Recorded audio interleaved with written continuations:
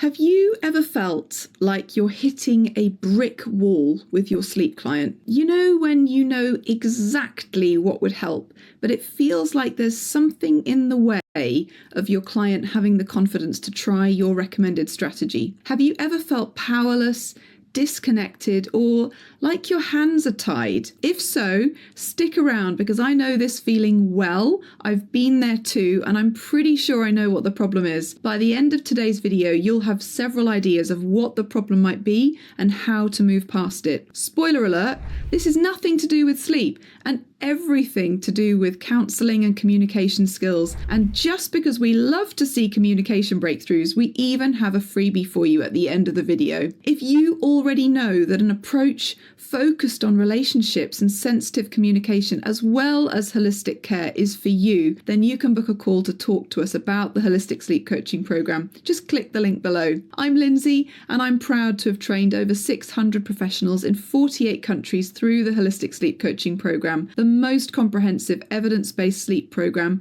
for those who want to support families gently and holistically with sleep. Professionals like Isadora, a former accountant who, like many, felt trapped in a job that didn't bring her joy.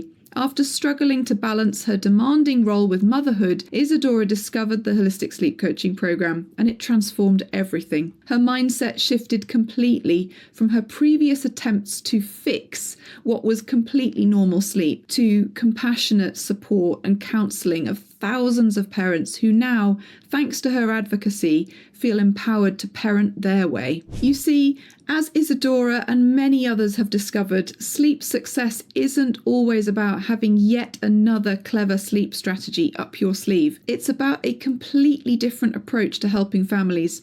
So let's get into it. So let's say you've been hired to support a family with an 18-month-old who is waking to feed every 1 to 2 hours all night. The parents are exhausted and they really want more sleep. They are deeply committed to responsive parenting and have come to you because you made it clear you wouldn't ask them to do anything they would feel uncomfortable with. Perhaps you had a discovery call and you established that you were a good fit to work together.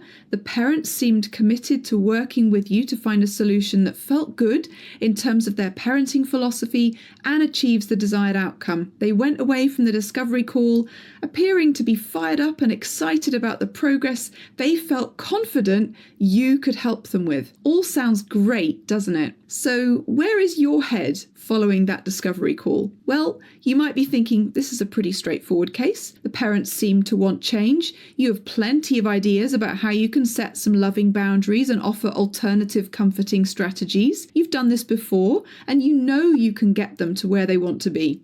Sounding familiar so far? So, following that discovery call, you'd perhaps approach the consultation fairly confidently, wouldn't you? After some preamble and asking about some other areas, you might get to the nights and begin a discussion of how they might approach reducing night feeds. After all, the problem was they told you that their toddler was waking 7 to 10 times per night for a feed, right? If they don't want to do that, they'll have to limit some feeds. It's pretty simple. But wait up.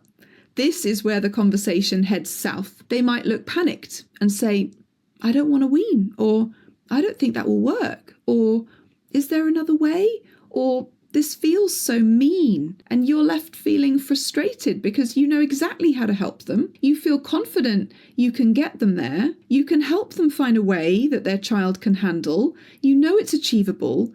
So why all the reluctance when they seemed so keen on the discovery call? To understand this, you need to first understand that this is not a sleep problem you have on your hands. Oh no, there is a communication barrier that's caused by something, and you need to figure out what that something is. In this scenario, what we have is a paradox. The client doesn't want to feed every hour, but she also doesn't want to be the one to enforce that limit on her toddler. While to many this might sound daft, and some would handle it with a reality check and a dose of tough love, the holistic approach is a little different. Let's assume most sleep coaches at this point would bluntly put out that if you don't want to feed every hour, you're going to have to just set some boundaries, or say that if you don't night wean with one of the strategies offered, there's nothing more they can do. I can pretty much guarantee the client will at best appear ambivalent and non-committal, perhaps stall for time to think, or reluctantly agree to one of your suggestions, and at worst they will get frosty and then ghost you. They may not return your calls. They may ignore your well-intentioned attempts to reach out and find out how it's going. But you see,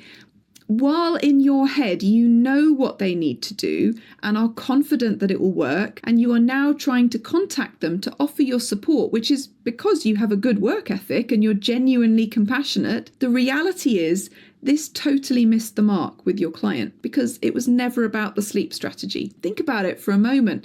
The client is intelligent. They know what their options are for night weaning. That's not why they hired you. In fact, I'd go as far as to say that with at least 30 to 50% of clients, they know what sleep strategies they could try. They know they have options. They hire you to help them untangle their complex feelings. They hire you to help them make sense of their situation. They hire you to listen to the journey and help them proceed in a way that feels right. And in this case, this client didn't want to be told a sleep strategy. They wanted an acknowledgement that setting boundaries is hard. They needed to know you understood that when their baby was tiny, their needs and wants were the same, and now they're changing and it's confusing. They needed to express their jumbled feelings about bodily autonomy and needing space with their absolute investment in gentleness and empathy for their child. They wanted to talk out their options, and they needed to feel genuinely reassured that setting boundaries is part of gentle parenting. In this kind of situation, while the parent may feel exhausted, they may also struggle with being the one to impose a change that they know will be tough on their child. So, how do you have a breakthrough the holistic way? Start by encouraging their responsiveness. Fundamentally, they may need some encouragement, as it's likely that they have been told by at least one person that their child sleeps this way because of the parenting behaviour. They may blame themselves. They may have mixed feelings about their child's need for them. Perhaps they simultaneously love the closeness and the fact that they have such a special and unique way to comfort and connect with their child and meet their nighttime needs. But at exactly the same time, they feel touched out, exhausted, and desperate for their child to spontaneously wean. To really get somewhere, you need to acknowledge all of that and invite an open discussion of these complex and paradoxical feelings. Then, some examples of magic questions for you. When you think about setting limits on breastfeeding or bottle feeding or whatever it is,